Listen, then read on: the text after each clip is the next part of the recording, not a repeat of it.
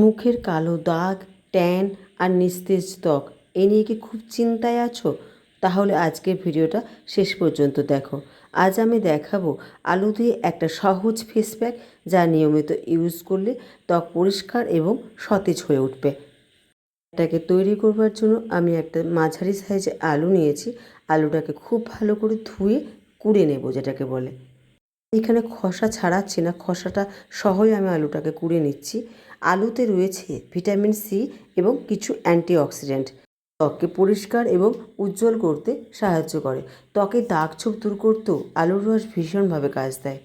আমি এখানে আলুর রসটাকে ছেঁকে নিচ্ছি হাতে করে। তোমরা এত কিছু ঝামেলা না চলে জাস্ট মিক্সিতে দিয়ে এটা ব্লেন্ড করে নিতে পারো। এর সাথে দিচ্ছি আমি 1 চামচের মতো মধু। মধুও ত্বককে উজ্জ্বল করে, ত্বকের দাগ ছোপ দূর করতে সাহায্য করে, ত্বকের ড্রাইনেস ভাব কাটাতেও সাহায্য করে থাকে। তোমরা নিয়মিত যদি মধু ইউজ করো তাহলে ত্বকের যে শুষ্ক ভাব দূর হয়ে গিয়ে ত্বকটা আরও বেশি সুন্দর হয়ে উঠবে। এতে দিয়েছি আমি টক দই, 1 চামচের মতো টক দই। টক দইতে রয়েছে ল্যাকটিক অ্যাসিড, যা ত্বককে উজ্জ্বল করতে সাহায্য করে, ত্বকের দাগ ছোপ দূর করতে সাহায্য করে, গভীরভাবে পরিষ্কার করে। এই সমস্ত উপকরণ খুব ভালো করে মিশিয়ে নিতে হবে। তারপর মুখটা ভালো করে পরিষ্কার করে ধুয়ে নিয়ে এই প্যাকটা ইউজ করে নিও। নোংরা মুখে কখনোই প্যাক ইউজ করবে না।